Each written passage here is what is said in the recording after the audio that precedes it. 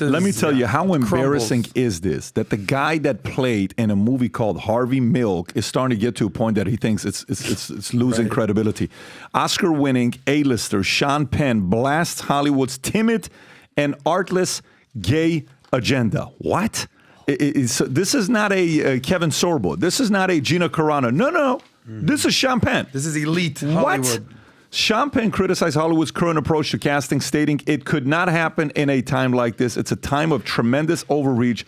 It's a timid and artless policy toward the human imagination. He expressed frustration with the industry's focus on reality-based casting, which he believes limits creativity. Penn highlighted the issue with real representation, explaining that having a straight actor play a gay actor invites backlash. He criticized this focus, saying it prevents projects from being artful. Have a straight actor play a gay actor, and the whole project is sure to invite a media lecture on real representation. Penn critiques extend to the broader impact on the film industry, where diversity initiates, overshadows storytelling. He stated, it's not just the casting that's timid and artless, it's the writing, directing, and marketing, suggesting that the emphasis on diversity results in ham-handed political propaganda rather than genuine artistic expression. This is from Daily Caller. Adam.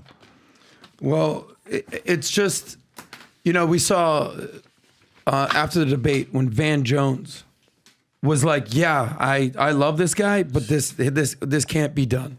So when your people are on your team, your A-listers who's the other girl that looks like Trump with the hairdo? Joy Reid, your girl? Reid, she's lost it again today. When she's saying, yeah, this can't be what it is. When the Hollywood elite, when the Hollywood insiders are like, yeah, I can't stand for this, that's where you know it's the proverbial jump the shark moment.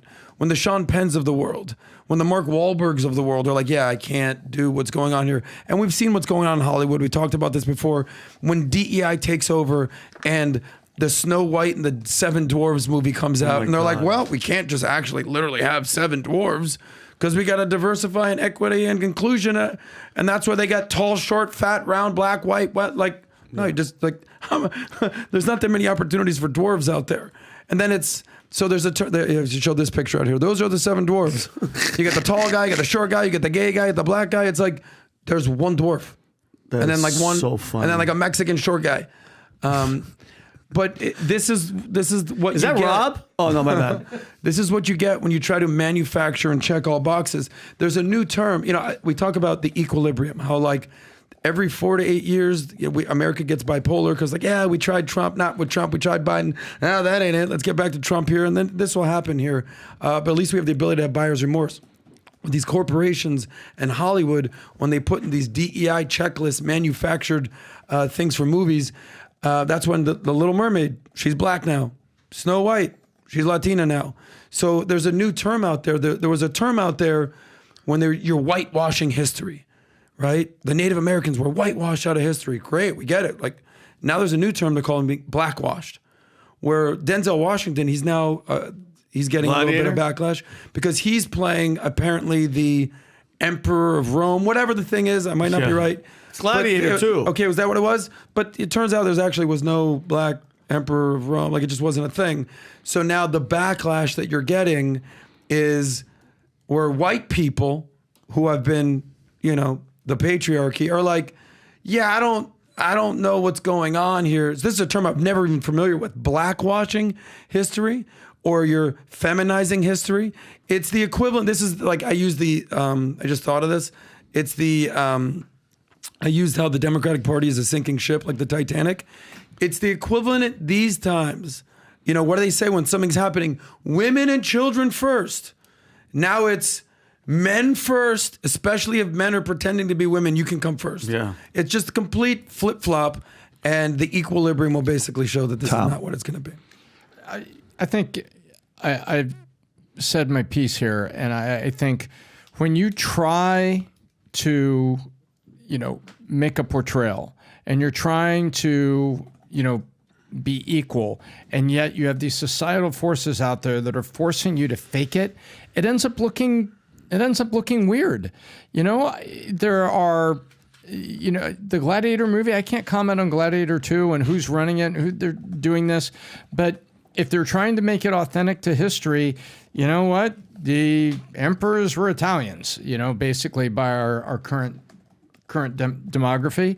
And when you try to fake it and do things, you end up looking just ham-handed. And that's one thing that Sean Penn said. He said, you end up with ham-handed political discourse, not artistic expression.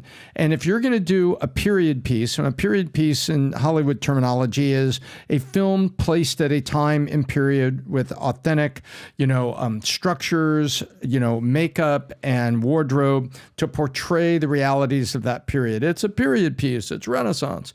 I think I agree with Sean Penn. When you force it, you end up looking really bad and really clumsy. And I think that's exactly what's happening here. Yeah. Well, good for Sean Penn for coming out and saying what he said. How would you like to meet Dwayne Johnson, take a picture with him, and be celebrated in front of nearly 10,000 people at Palm Beach Convention Center? Let me tell you how. Years ago, when I was a financial advisor, insurance agent, and nobody knew who I was, small time, I'm trying to make it happen. I'm trying to get to clients, but no one's answering my calls because back then there was no Instagram, email, none of this stuff. I went to the store called DSW and I would buy shoes, cheap shoes, but I would buy shoes. And I would take one of the shoes out of the box and I would put the other shoe in a box with a note in it. This was a way of being funny. And in the box, I would say, hey, Mr. and Mrs. Jones, now that I got one foot in the door, help me get the next one in. I'm a local financial advisor, et cetera, et cetera. And oh my God, I would send 100. I would get 50 calls back. They would laugh. This is so funny. No one's ever sent us a shoe. We wouldn't mind getting the other one.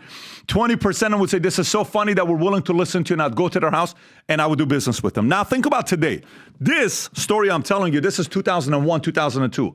Today, if you want to prospect somebody or meet somebody doing business, you're one contact away from your life changing. That's what happened to me many, many times in my life. Today, you can send a cold email, less than 1% chance somebody responds to you. You can DM somebody, less than 3%. Twitter is less than 5%. LinkedIn is less than 8%. However, this is why we built the app Manect. And I'm about to announce the next contest to you.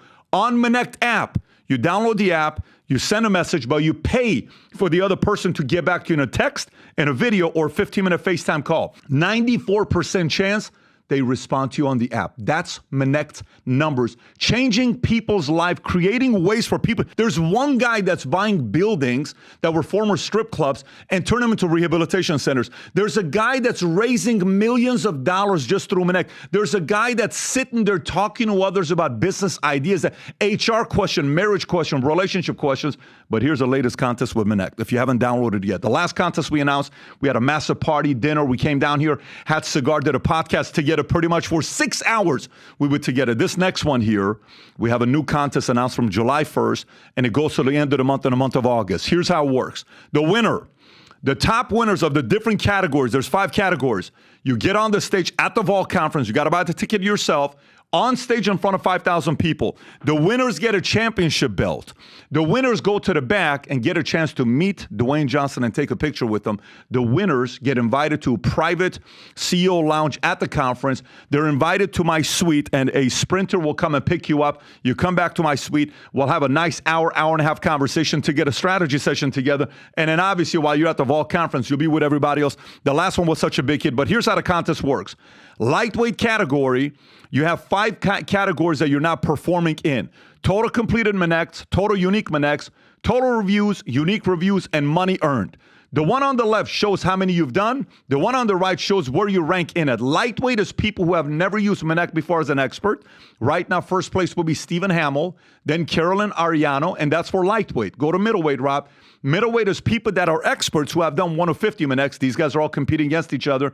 You got Candace Owens at the top, who has done the most, Rob, if you can go a little higher, who has done the most Manects, done the most unique Manects, reviews, total reviews, dollars earned. And you notice she's number 1 ranked on the right, except second place in dollar. Then it's Aaron Borgman, Robert, Samuel. You'll see the names. Go lower. Then you have the heavyweight, people that have done 51 plus Manects. Dennis Paneva's next.